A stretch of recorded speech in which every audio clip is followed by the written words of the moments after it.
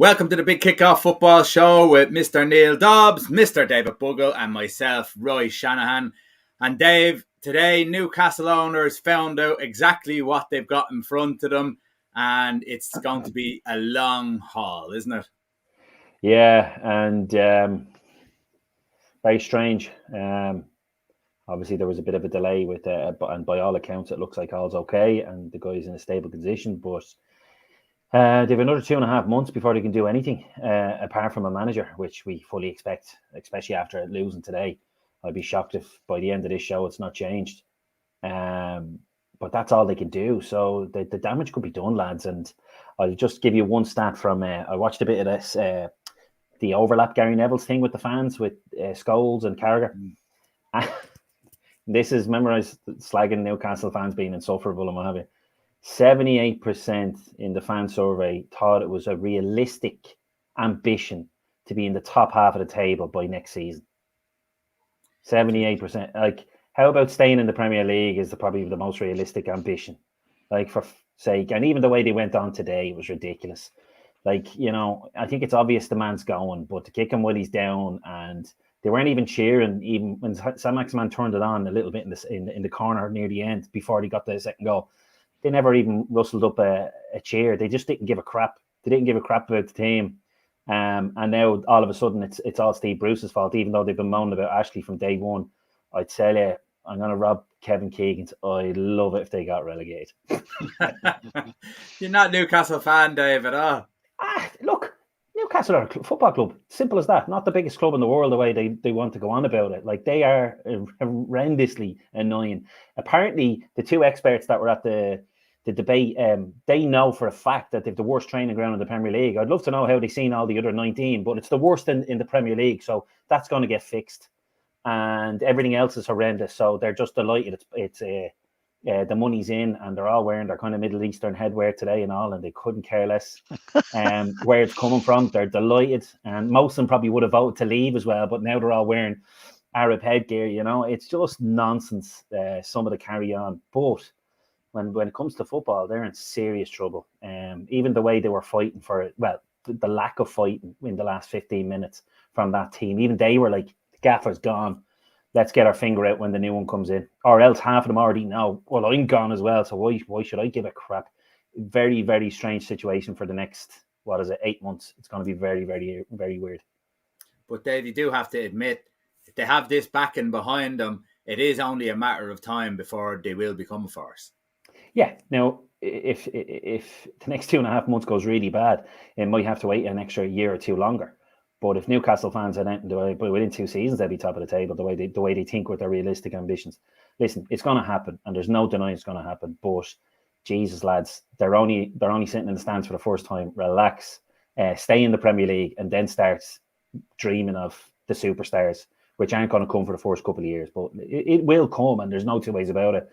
But I see one of our old pals made sure everyone on the internet knew he was a Newcastle fan today before they became big time. Isn't that right, Ads Bailey, if you're watching?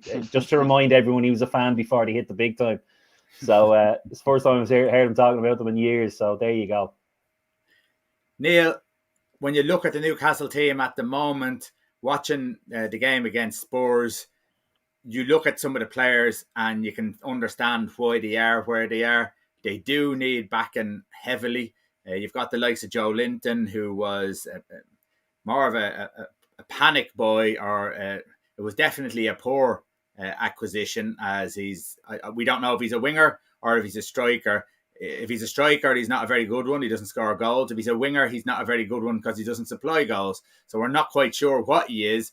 You've got the likes of John Joe Shelby, who I think is one of the most overrated footballers around. Lasted a matter of minutes on the pitch today. And then you look at a few other players and they're just average players. While you will have some of them that are quite decent and honest, they are struggling badly. And where they are at the moment is definitely a realistic look. And this takeover may just be what saves them this year. Yeah, well, look, I mean, they're going to have to invest. I think someone said they've 50 million or something to invest in January. So if they've 50 million to invest, you want to go out and invest in two centre backs or a couple of defenders because they're absolutely dire in defence. Like when you compare Newcastle's back line, I'd say their back four alone. Like you have Richie filling in as a left back today, Manquillo, who I can't believe is still in the Premier League playing. Like he was a yesteryear player for Liverpool. It feels like bloody 10 years ago, maybe it was. Um, Very poor. Kieran Clark, like, he doesn't even get his game for Ireland anymore. And there he is still with Newcastle somehow. Um, Lascelles, who they kind of had high hopes for, I guess, in some ways that, he's a bit of a leader, but he doesn't seem to have kind of come on.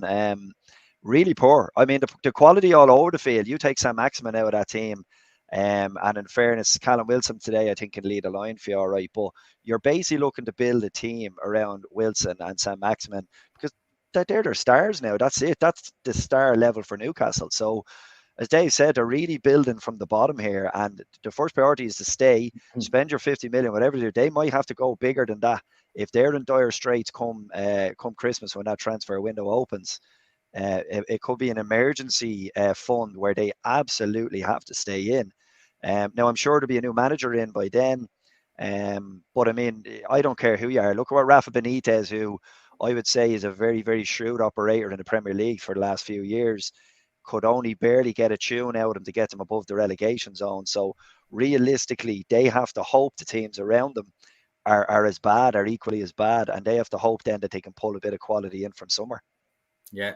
Dave, as Neil was saying there, if they have 50 million budget, that's not going to be enough. So you'd nearly think they're going to have to probably have something like 200 million with the prices that they will probably have, premium that they'll probably have to pay, and the amount of players that they have to get in. January is going to be heavy for them if they want to stay up. 100%. They're probably going to have to go with a couple of loans to bulk it up, because you could probably spend the 50 million on one player alone, because you know yourself, like when United were fishing for the last couple of years, their price tags were huge. When Liverpool were fishing after Coutinho was bought, the price tags were up and up. They're going to do the exact same thing to Newcastle. So if they want quantity, they're definitely going to have to look at the loan market as well as what they're going to spend, if it is only the 50 million mark, because it's not going to get them enough, as you know, especially if they start to flourish around teams above them. There's no way they're going to let anyone go on the cheap, and they're going to make them suffer, so to speak, and pay through the nose. So it's a very strange 8 months, because the new guy is going to come in with a bad squad, a bad team, and they're going to have to get lucky, because not everyone's going to be a sound boy. There is going to be one or two risks probably in January that they're going to have to roll the dice on. So it could be a bumpy 8 months, and we won't be able to do. There's nothing we can speculate until January to whether it's going to be enough. But then again, they could be in a really bad situation come then if this keeps up, because the unknown, like the way some of them played there in the last 15, 20 minutes was very worrying. It was as if they knew the writing was on the wall and they couldn't give a crap, because they know they're going to be on the chopping block once they get the players in. I think a bit of pride and with the new manager, that is almost certainly going to happen within the next probably 24 hours. It might just give them a bit of a spark, although you could have said the same thing about Watford yesterday. But Dave, exactly what you just after saying, you would have thought that today, of all days, when the world is looking at Newcastle United, that players would stand up and be counted to show exactly what they can do. In actual fact, now, a lot of them in today's game have talked them out of a stay and more likely a move on, if it's not in January, but in the summer. Yeah, like, none of them did themselves any favours, like from top to bottom. And you never know, you could speculate that it was a bit of a two fingers to the manager. Let's make sure he's gone. Maybe some of them aren't happy. You wouldn't know. I'm not too confident about saying that I have a bit of, it's a bit of an off the cuff remark, but it was very strange in that second half, because I missed the first half, but it was a very strange atmosphere. I think it was probably even the Newcastle fans that were singing sacked in the morning, just to make sure he is, because all of a sudden Ashley's long gone and it's all Steve Bruce's fault now instead. Yeah, like, they've not much. Sorry, Dave. Dave, can you have any sympathy for Steve Bruce? Because when Steve Bruce took the job over, everyone told him not to take the job.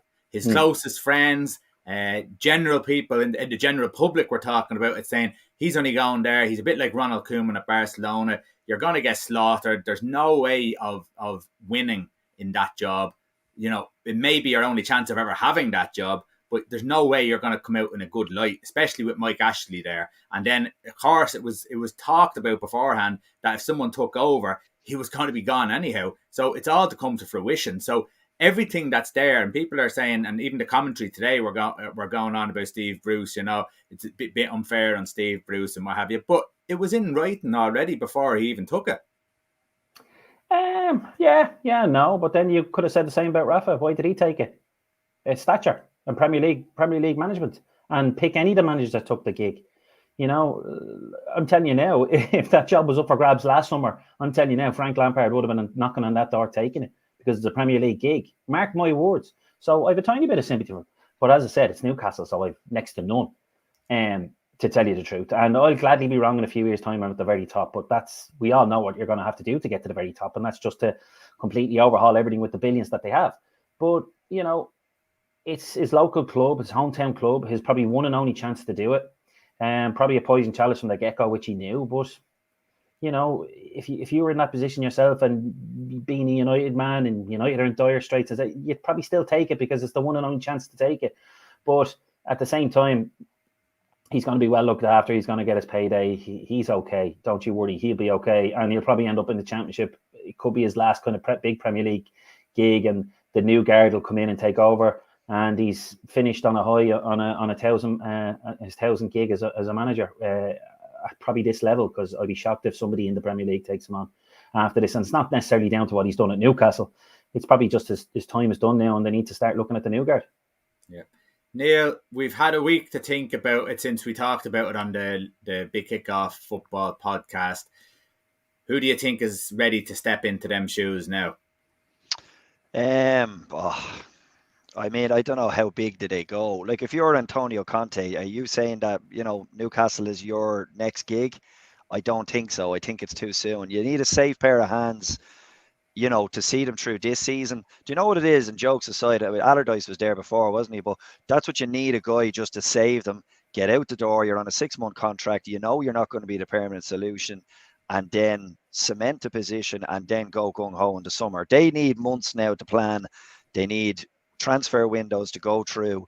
It could literally be anyone. I don't think it's going to be a massive name, as in like a Conte or someone like that, because, well, I don't think so. It just wouldn't make sense, would it?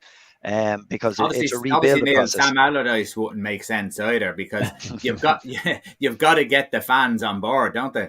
Yeah, look, they could bring in, it's hard to say who they would. You want someone that's going to play good football for the fans, but let's be honest, they need to make a business decision here, and it doesn't really matter. They used to say it about Tottenham all the time. They want to play the Spurs way.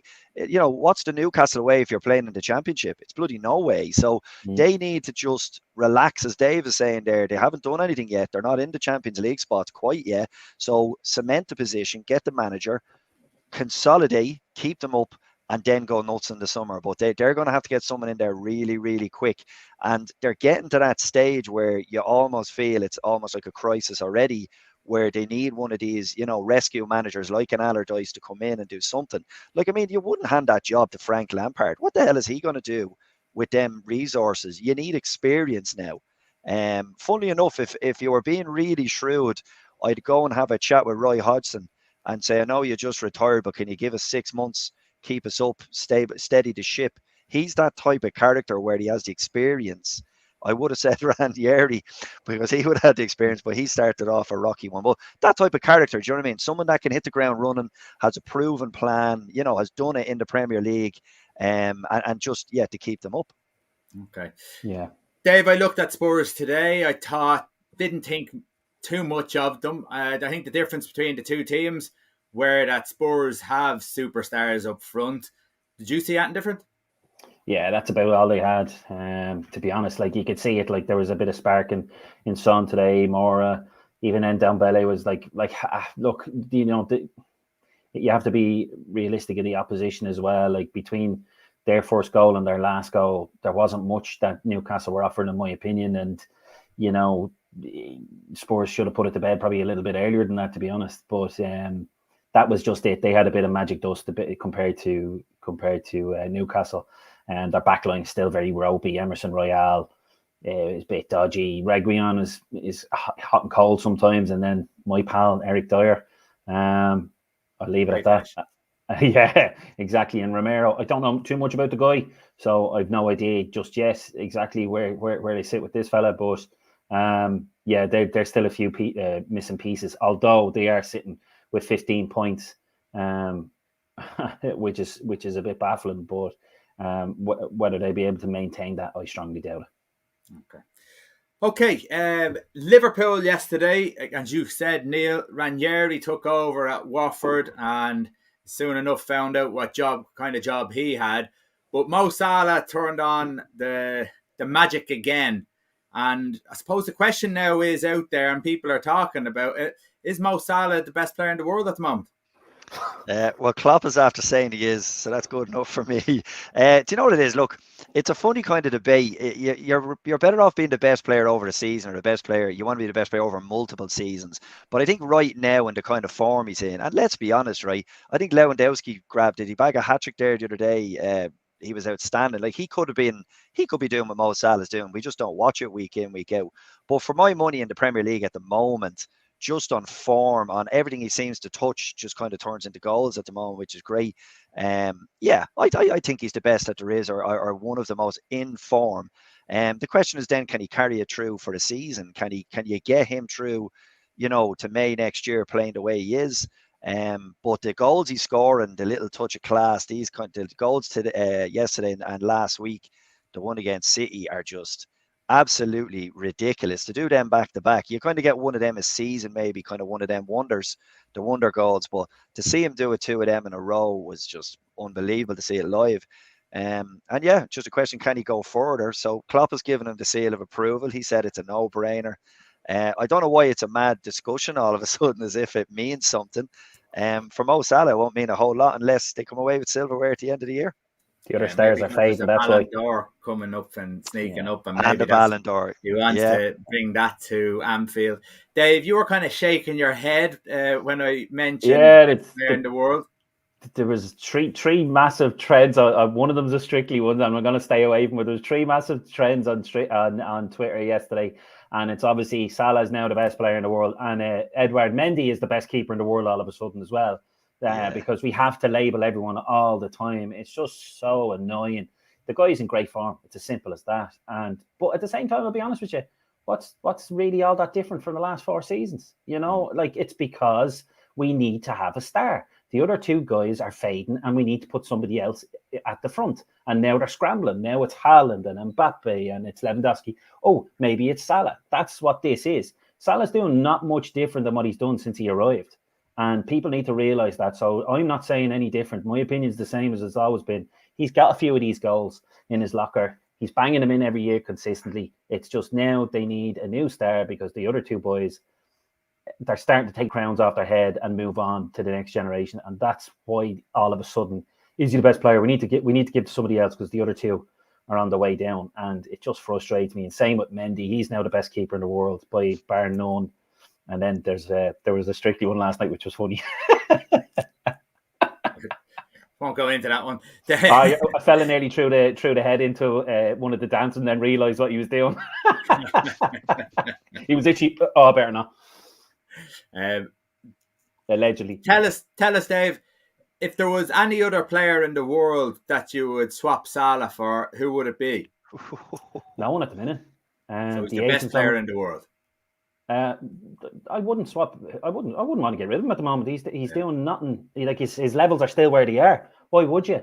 In a year or two time, maybe when eventually Father Time or whatever, the guy looks after himself. I'd say he probably he lives the Muslim life. I'm sure it's a very clean living, and you see him. There's not a pick on him. He probably doesn't put anything in him that's in any way, shape, or because I think can't remember who was being interviewed, and. Somebody was eating in the canteen and he just came straight over, picked up the plate. He goes, no, just that'll do. And he gave him the fruit instead of whatever the dessert that they were was a bit of custard cream or something and an apple pie or something. One of the English lads was like this, he just picked it up and says, "No, here, eat that instead, an apple." And he walked, and it was kind of like, well, if Mo Salah's eating an apple, I might as well do it as well. So, at the minute, I wouldn't swap him. If anything, you'd want to add to support him. But the agent's apparently flown in today, which will be interesting. So that could be done and dusted fairly soon if Liverpool are willing to open up the checkbook and splash the cash. Because at the moment, I give it to him, because if you let him go, you don't replace that all too quick, Yeah, what a time for an agent to go in now. As said, top of the world. As you said, he has a consistency. He's had the last 4 seasons that he's been absolutely fantastic. So $500,000 a year they're talking about. Not most of the time when they talk, or $500,000 a week. Most of the time when they talk about that, it's normally somewhere in the middle. He's on 200,000. He'll probably get somewhere between 350 and 400,000. But I'd say he'll get no problem, and it'll be done and dusted, because Liverpool can't afford to let him go. Neil, when you look at Watford, there wasn't much to them at all, was there? Yeah, Watford played a dangerous game insofar as, this 5 across the back. And I mean, they sat deep. I don't think I've seen a team sit that deep against Liverpool since the likes of maybe West Brom or something like that, who literally just didn't come out their 18-yard. But they totally gave the onus to Liverpool. They were defensive, but passive defense, as in they weren't coming up to hunt, they weren't coming to attack. The statistic, I think there was something like 18% possession in the first half. That is one of the all-time lowest possessions you can get. They couldn't keep the ball. Liverpool got the tails up, and Liverpool just did not take their foot off their neck for 90 minutes, which is exactly what you do when you have a team in that fashion. It wasn't one of them games where you were watching thinking, will Liverpool break down this 10 men behind the wall?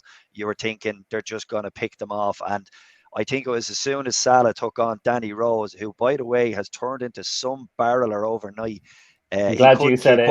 It would have been a bit rich if I had him. I'm knocking on that door. But it was unbelievable. When you seen Salah roast him the first time around, you all of a sudden realised he has him. And Liverpool kept supplying him. Liverpool sensed a weakness. But Danny Rose had an absolute nightmare against him. So the minute you seen that happening, you realise Liverpool could get in behind. And look, it was just picking fish in a barrel. They absolutely destroyed them. It was ruthless. It was Liverpool at their kind of marauding, attacking, best, and Watford being really, really dire. And I know sometimes you get games like that, but for Ranieri, probably the worst possible start of a team you could get to go there, to try get a philosophy in. And, I'm sure he had a message, listen, keep it tight for 20 minutes. And then, look, plan A went out the window. There's not a whole lot they could do after that. Yeah, this is probably going to be the same for the Newcastle manager, Dave. When Ranieri goes in there, he's going to have a look at some players. Names shouldn't matter now. Yeah. If there's youth players, whoever it is that's willing to put the fight in, he needs to put them in the team, doesn't he? Yeah, he needs some grafters, because whatever about formations or whatever he's trying to do, it's obviously not going to click straight away. But at the very least, that they roll up their sleeves and put in a shift. And they gave up quite quick. And you could argue whether they even started in the first place. Now, obviously, it was one of them perfect storms where they didn't start as strong as you'd expect, but Liverpool were at it, considering all the moaning that Klopp was doing before the game, the fact that it was on early at 12:30 and blaming BT again, even though they've nothing to do with it. So yeah, it was a bit of a perfect storm in that sense, but at the same time that there wasn't a bit of pride at some level where they just said, right, let's be dogs of war today and at least let Liverpool know that they were in the game, but they just didn't lay a glove on them. So Ranieri's tactics are going to take a while to get tuned to, but at the same time, he'll definitely have probably marked a few guys' cards as if to say, yeah, you can taste the bench for a few weeks until you realise what you need to do. Yeah, Neil, as you said about when you're talking about the team, and you talked about what's the left full's name? Danny Rose. Couldn't even remember him. He's so forgettable. When you were talking about Danny Rose, when you looked at the rest of the team, do you think maybe that even for professional footballers this shouldn't be, but his fitness is one of the problems? Yeah, Dave, I think the commentary tried to kind of bring it into the conversation, and they kept saying, oh, Ranieri needs to get them onto the training ground this week and he needs to run them. And then another one said it, and then another one said it. And they were saying some of the players look a little bit unprofessional. Like, that's professionals or ex-professionals looking onto the pitch and saying, these guys should not look like that. You know, it reminded me of the Roy Keane when Aguero came in and he asked what size shorts Aguero was wearing because he put on some Christmas weight. So it's but it was shocking. Like, looking at Danny Rose, I didn't recognize him until the commentator said him, and you're like, oh my god, that's Danny Rose. Like, he a complete different shape to everybody else. So when the ex-pros start laying into that and kind of saying, listen, they need to be ran. Like, when would you ever hear that after a match? Not tactical, not nothing, but fitness, and they need to be ran ragged. That's telling you there's an issue with that club. So I don't know. The quicker Ranieri can get them onto the training ground, and the better for them. But Neil, is this part like that should never be an issue. That should be never an issue. That's a sackable offence right there and there. If you're a manager, you can't get your team fit. What the hell are you doing there? So the way the club is being run, and they're changing manager from month to month nearly, but it's definitely year to year and maybe 2 a year. They have to take some sort of responsibility for that, don't they? Yeah, but and bear in mind, Roy, as well, like, these guys have the best of the best nutritionists. They have people in there looking after what they eat, how they sleep, monitoring their patterns, monitoring the calories that they burn, monitoring the way through GPS what they do on the training ground. You know, you always see your man with the laptop in the stand beside the manager, and he's basically telling them the amount of running that they've done, the amount of runs that they do. They can identify probably after 15, 20 minutes in a match scenario a player that hasn't made 7 sprints. Like, it just depends what the data is you're looking for. So I didn't hear that about sacking the backroom staff that allowed or weren't monitoring. Maybe they did. But the manager went. But maybe that's what Ranieri needs to do. Fly a few lads in from Italy and Chiellini and a few of their fitness coaches and the guys that give these guys nutrition value, because, it's shocking at a Premier League standard when, you know, money is no obstacle, that your team turns out to be unprepared for match day. Yeah, well, a secret with Leicester was he gave them extra days off to recover, more so than any other teams. I think it's going to be the opposite way this time. There could be a bit of a diet going on in November. Dave, Neil texted me early on, Ollie on the ropes. He's definitely on the ropes now. The performance wasn't good. It was lackluster. It was slow. There was nothing special about them. They were very open. Just really everything that a mid-table team would be about. And they've started off relatively okay with the points they gathered, but now they're playing the big boys in a month's games, I suppose, up to the end of November. And one of them are Leicester, and they're not even considered probably a top 4 side. So there could be a trouble ahead for them. Yeah, 5 of the next 6. I think the only one is Watford, and then it's the likes of Chelsea, Spurs, Liverpool, City, and maybe Arsenal. So, and then you got some Champions League games to go into that as well. I want to try and stay level about it, but it was woeful. Like, if I was a United fan, I'd be Arsenal fan TV wouldn't have a patch on what I'd be saying if I was a United fan yesterday after watching some of that. But a lot of what it is what I've kind of hinted at before. The defensive side of things, which is the whole 11, is not there. And it's not there for a lot of them. One of the things I noticed yesterday, lads, and I'm going to throw a cat amongst pigeons because I hate to copy and paste, but Bruno Fernandes mightn't actually be burnt out. He might be just a bit of a headless chicken. In the first half, he made 4 or 5 senseless chases, bluffing chases, 40 and 50 yards away to show that he's working hard, but he was never going to win them. And then he's knackered in the second half. And I think that could be some of it, and not necessarily the fact that he's burnt out, because how is he the only Premier League player to be burnt out? Because that's the only one who I've ever heard about being burnt out in the last year. And I don't think maybe that's a reason why he's not. He's bluffing in some of his chasing down. And then he puts on the Veruca Salt spoiled child act in the second half when it's not going his way, because he does it.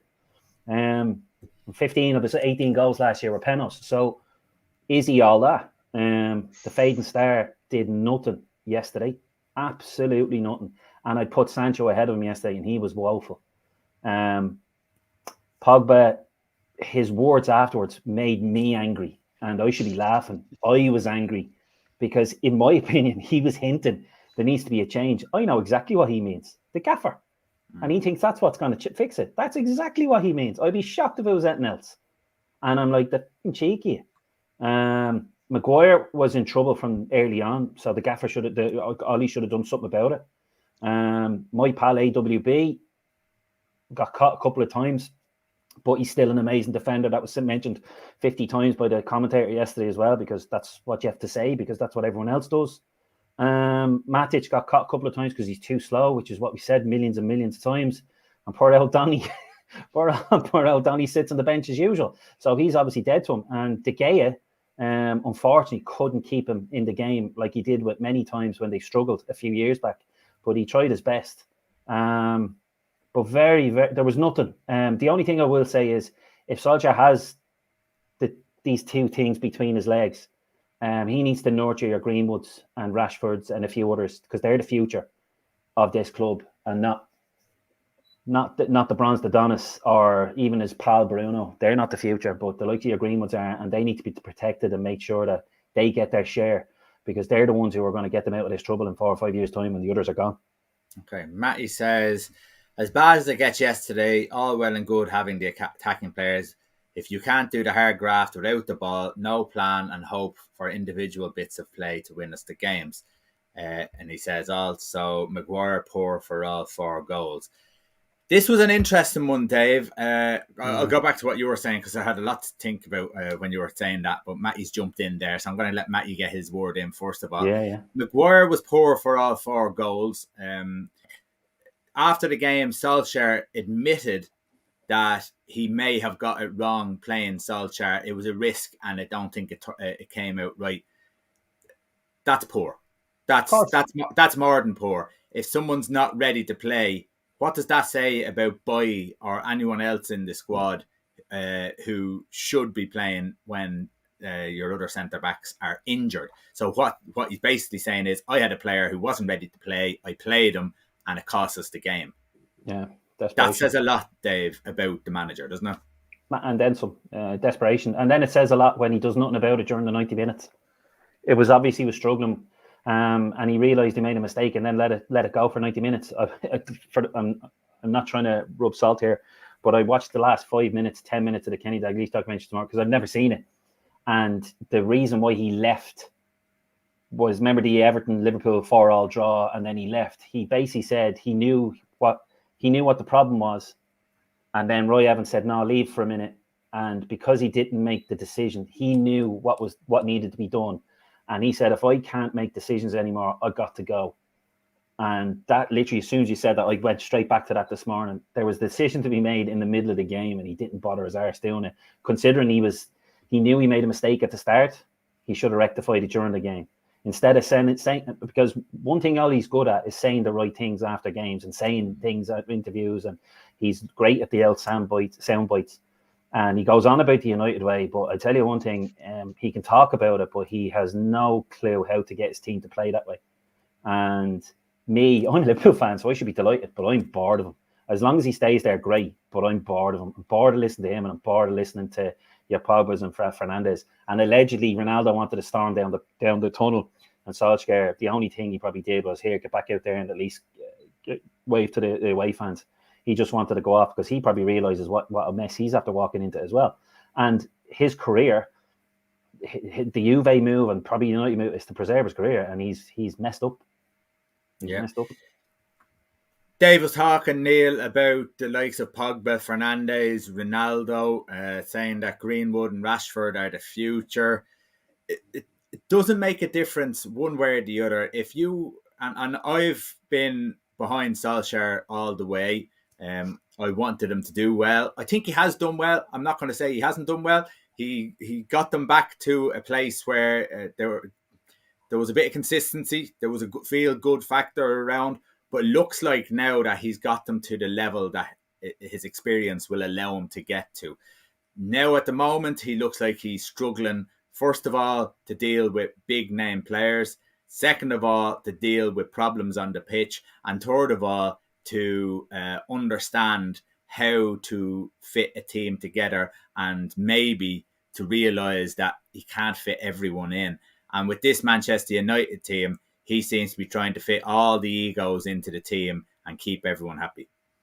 Yeah, so do you know what it is, Roy? I'd liken this to Lampard last season when he bought players and he felt obliged to play them because they were his players and he spent the money on them. So Havertz was one, Werner was the other. And at the end of the day, Timo Werner's inability to play and to settle and to get going was probably the main reason why Lampard got the sack, because he just couldn't get him to play the way he wanted, but he stuck by his man. He didn't bring back in Abraham.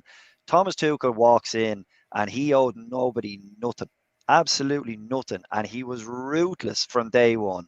Everyone got a shot in the team. And when you weren't performing, you were gone. He didn't care if it was Werner. He didn't care if it was Abraham. He didn't care if it was Havertz.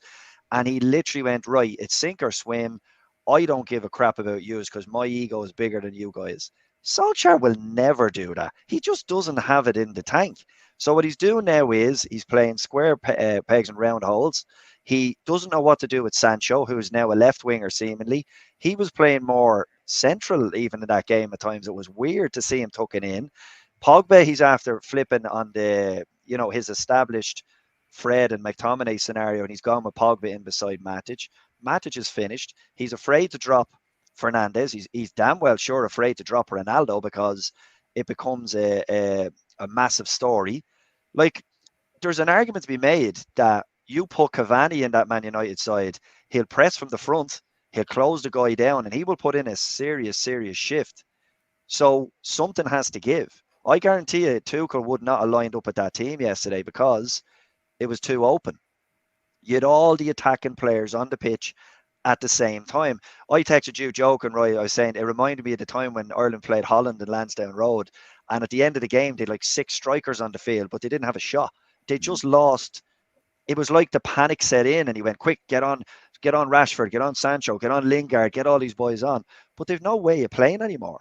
I know exactly Leicester's game plan from the way they played. Get the ball through the lines into Maddison. Maddison will feed Iheanacho and Vardy. That's their game plan.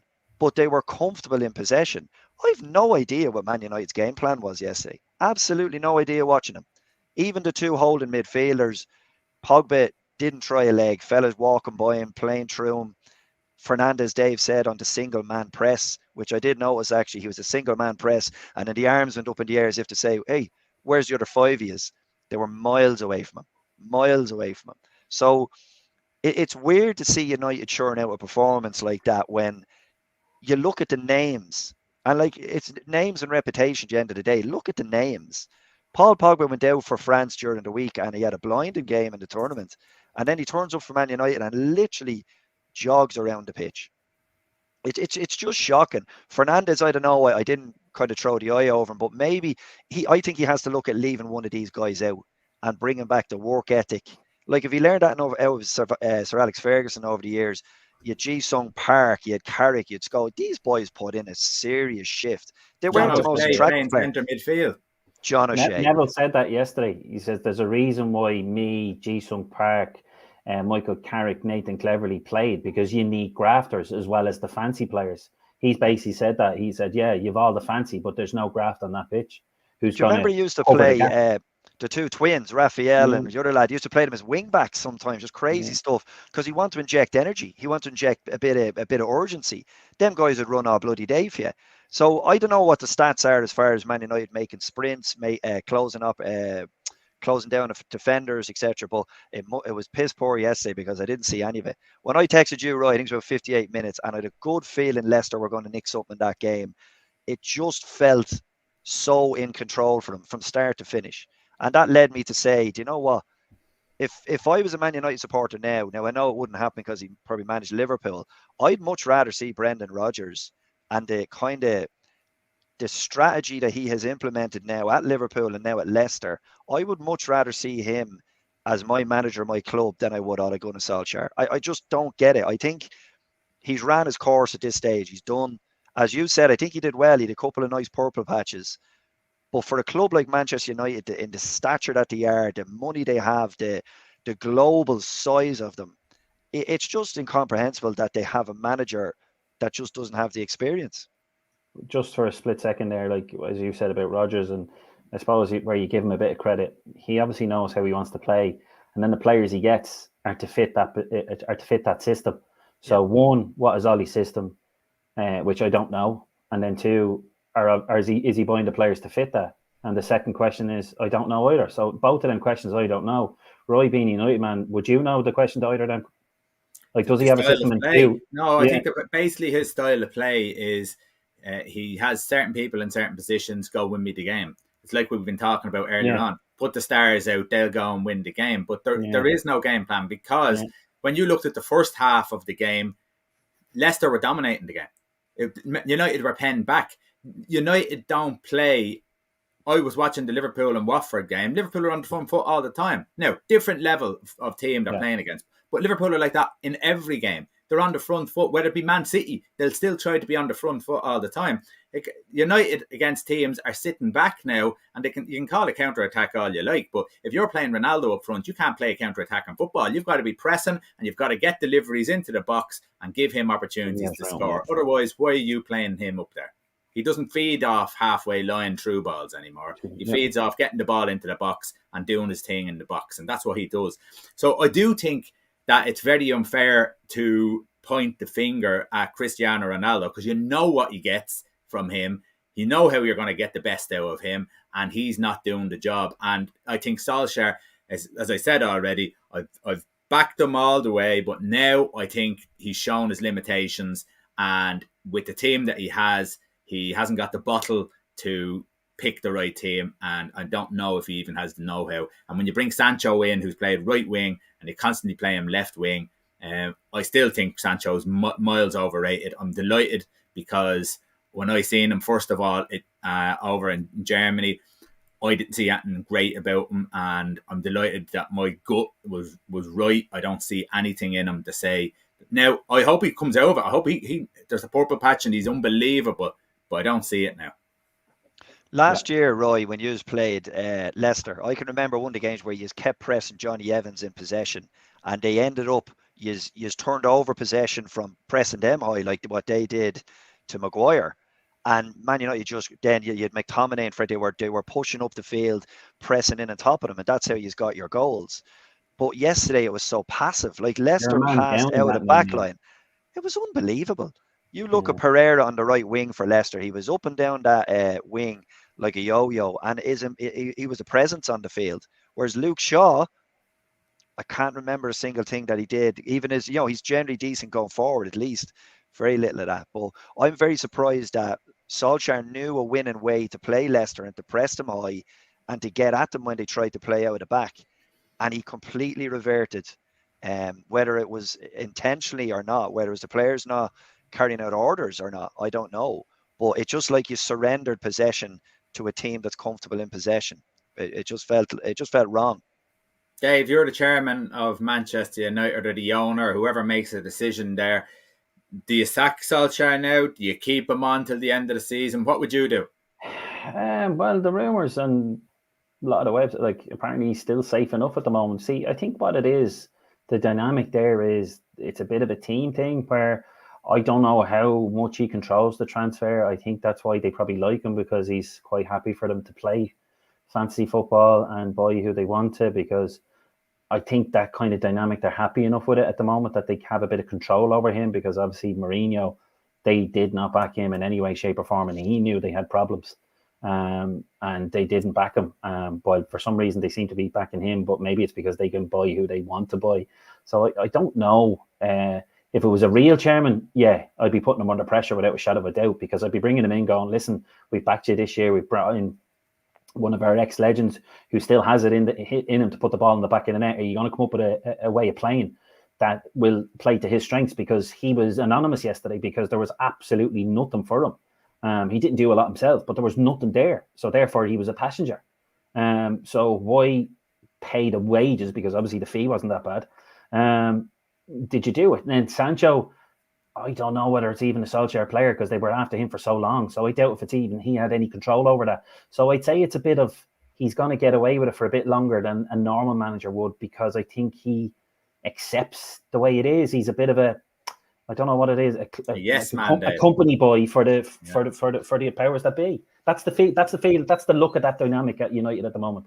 That he is the company boy for them, and that's why it's like, I just keep doing what you're doing, you're grand. Because I think Glazers are a bit like the Wenger era. As long as they're in the top four, they're happy. So as long as when that's under threat, which it is at the moment, that's when Solskjaer will be nervous. Because if they're all of a sudden going to be missing out on Champions League, I think that's when the screw will be turned on them, because it'll be all about the bottom line and bringing in the Champions League dollar for them. Yeah. Neil, just one thing. Maguire in the first half for Tielemans' goal, very lackluster in the pass. The pass wasn't a great pass out from De Gea anyhow. There wasn't any pace on the ball. My question is about teams playing out from the back and having to play 6, 7, 8 passes to get out of their own half. This is something that actually annoys me. I don't think that's it's too predictable. I do think there will be a change in football. I actually think Liverpool have started to change their football. I think Klopp is willing to let his team go a little bit longer and not try to play out from the back. I think he's even commented on it. Your thoughts on that? It's something that is very predictable, and teams are already set up to get ready and nab you in your own, nearly on the edge of your own back box. Yeah, it's a cool thing now, Ryan. You know yourself, even at underage management, to go to the pub and say, oh, my team plays out from the back. The problem with playing out from the back these days is, like you're saying, teams spend a lot of time analysing what side you go to, dictating that you're going to go left rather than right. They pick on your weakest link, and they set up traps for you. So that happens at all levels, right away through, from grassroots up to seniors. So you look at, I'll put it like this: play out from the back if you're comfortable enough to do it without giving yourself a heart attack. So you have Man City who always do it, but they've the best players handpicked to be so comfortable on the ball that they can do it. Dave would be with me on this one. When Brendan Rodgers went to Liverpool, he had us playing out of the back line, and every time the ball went to Lovren or Mignolet, you were behind the couch. It was just, your heart was in your mouth watching them because they weren't comfortable doing it. Arsenal, I think under Arteta, had a little period where they were doing it. So I guess if the team you're up against is a high tempo, high press team, maybe it's horses for courses. It comes down to the manager and his instruction at the end of the day. I think we see Bournemouth do it, and they got relegated that year when they really got caught badly out and teams sussed them. So you can play from the back if the team allows you to play from the back, like say Leicester did it yesterday, because Man United allowed them, and they just submitted the first maybe 3 to 4 passes and then try to engage them.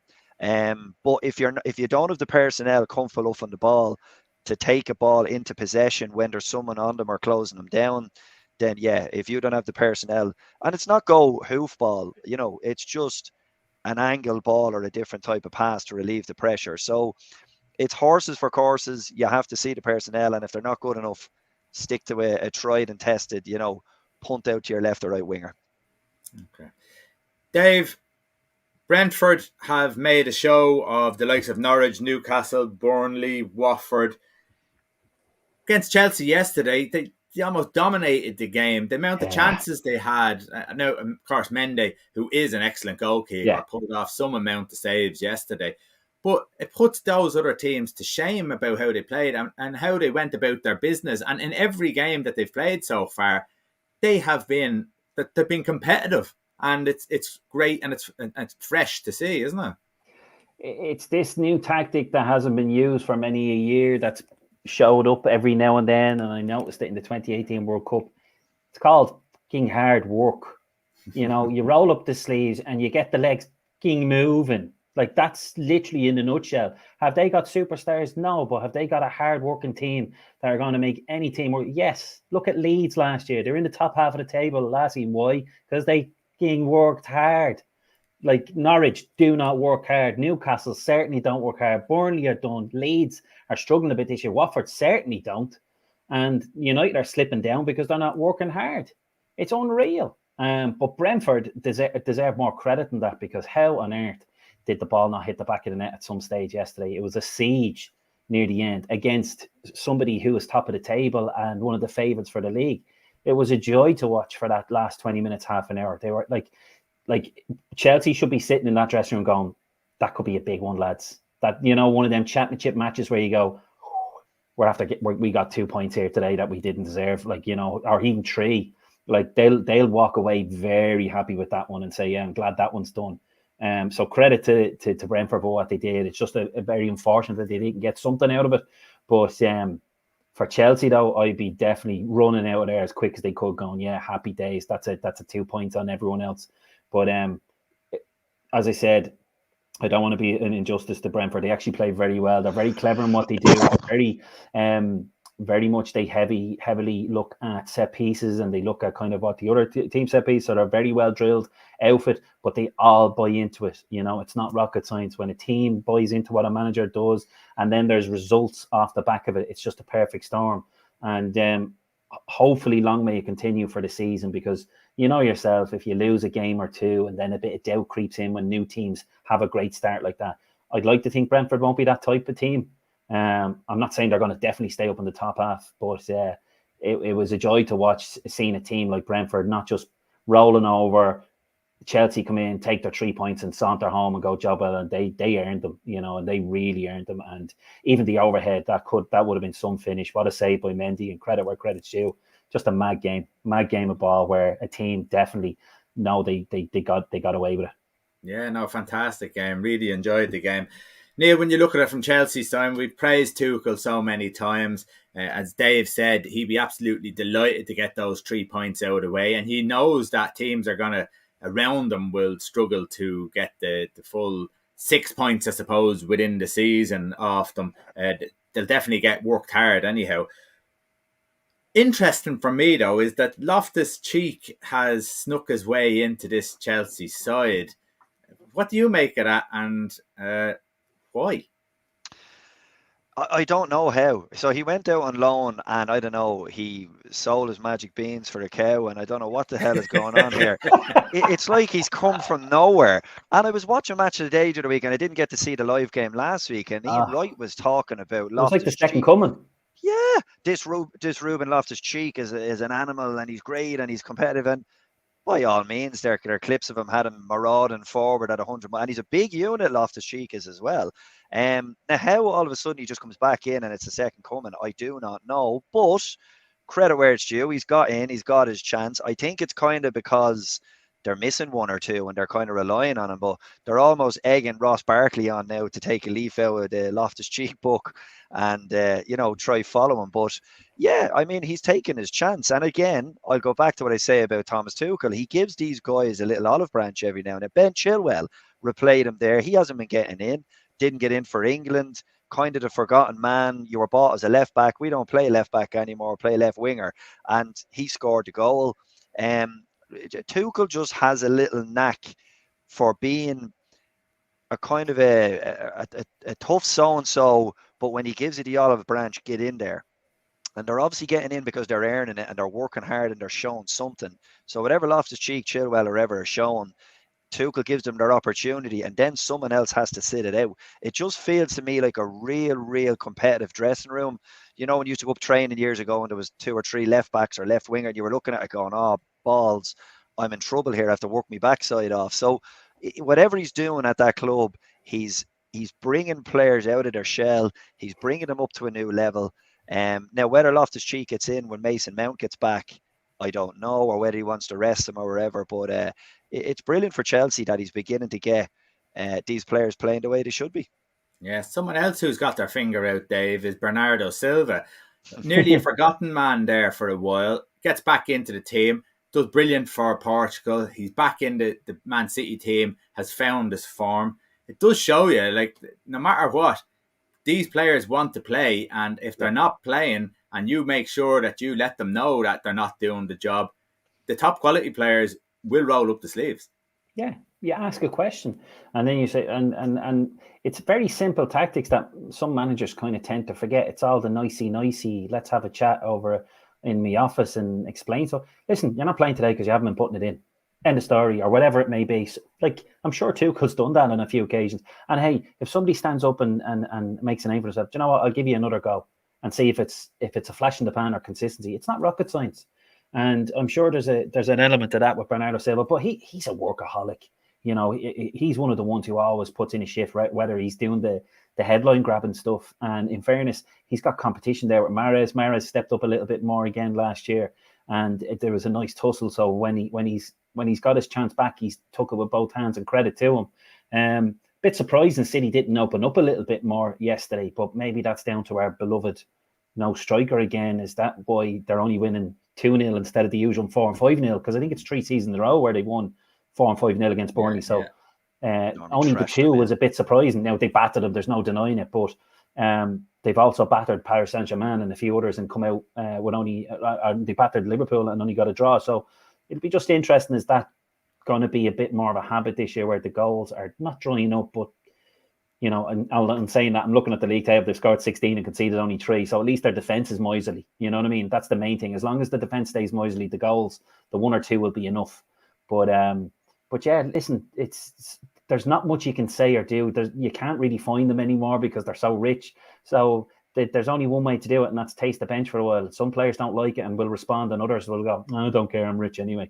And unfortunately, Dave, too many. You think he deserves credit though, Pep, the same way Tuchel does, by bringing, like Ake played the other day. He brings John Stones in and out of the side. Raheem Sterling comes in and out of the side. It seems to be a similar model to Tuchel. When you're playing well, like Bernardo, you're in the side. When you're working hard, when you're not playing well, no problem, pal. I'll leave your 50 million quid on the bench. I find it funny. He seems to have this system.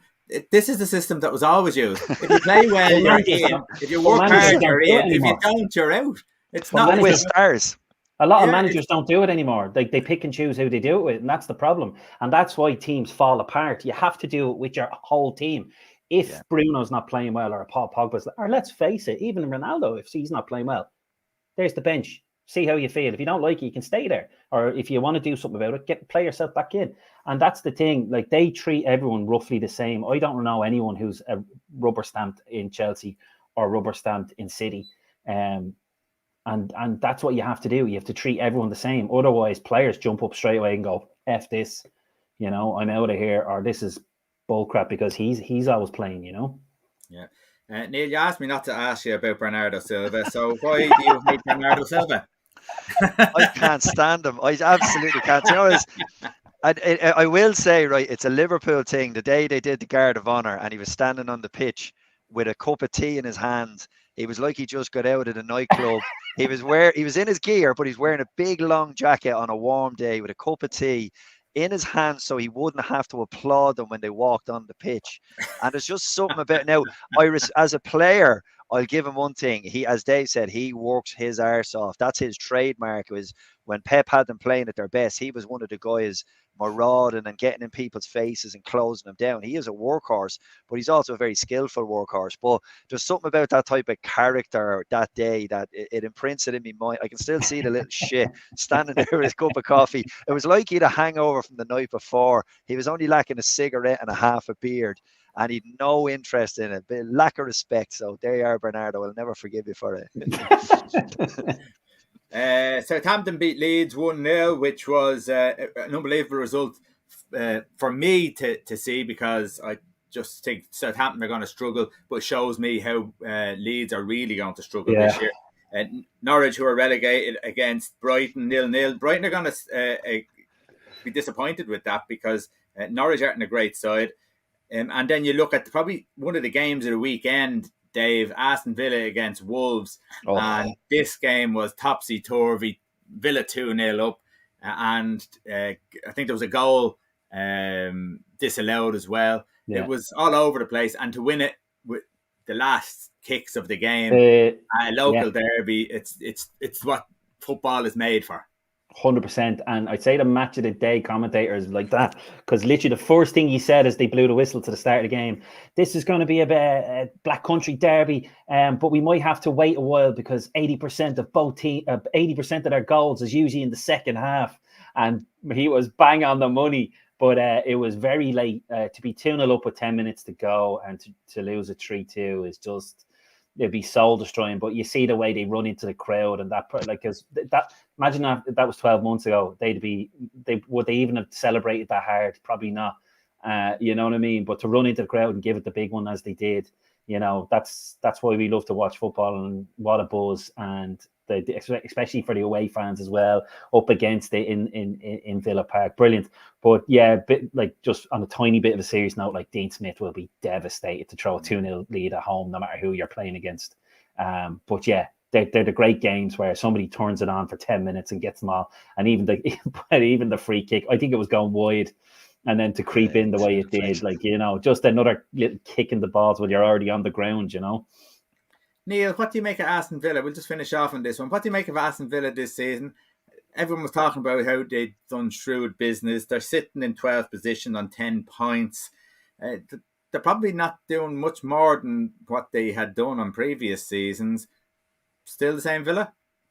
Yeah, they've added in. You see, I think he's still trying to figure out his best system. Maybe I know he played Buendia, wasn't it, behind Ings and Watkins. So he's had to he's lost Grealish, and he said, right, we've lost his runs and his goals. So how are we going to compensate? And this is what he's come up with. Now I know Danny Ings scored a very good goal as well at that, but it's one of these where I don't know if he can play with Ings and Watkins. Maybe it leaves them a little bit light in the middle. And maybe that's why, like that, they could see goals and they're maybe not as mean as they were last year. But I still think they're going to have a decent season. They have a good system. They have a good manager who believes in what they're doing. He's tweaking it slightly, but I think they're going to come good enough. I think they've invested wisely. I think there's a lot more of them to come, and they've a much better squad than they had this time last year. Obviously, you lose Grealish, you're going to drop off a little, but yeah, I mean, as Dave said, they were probably if they'd have picked up a win or a draw yesterday, you'd be saying they're on the up and up. So that will stall them for a while. But I kind of like what I see. I think they've got goals in them this season, which they were over reliant on Grealish at times last year. I don't know if Harry Watkins is a kind of out and out natural goal scorer. So Ings makes sense. The question is, can he make them work in tandem together? Yeah, and I suppose they're unfortunate with Leon Bailey getting injured, making a big impact for the minutes that he played, but getting injured and out, Dave. So he's kind of their Grealish replacement. So maybe we see a different Villa when he comes into the side.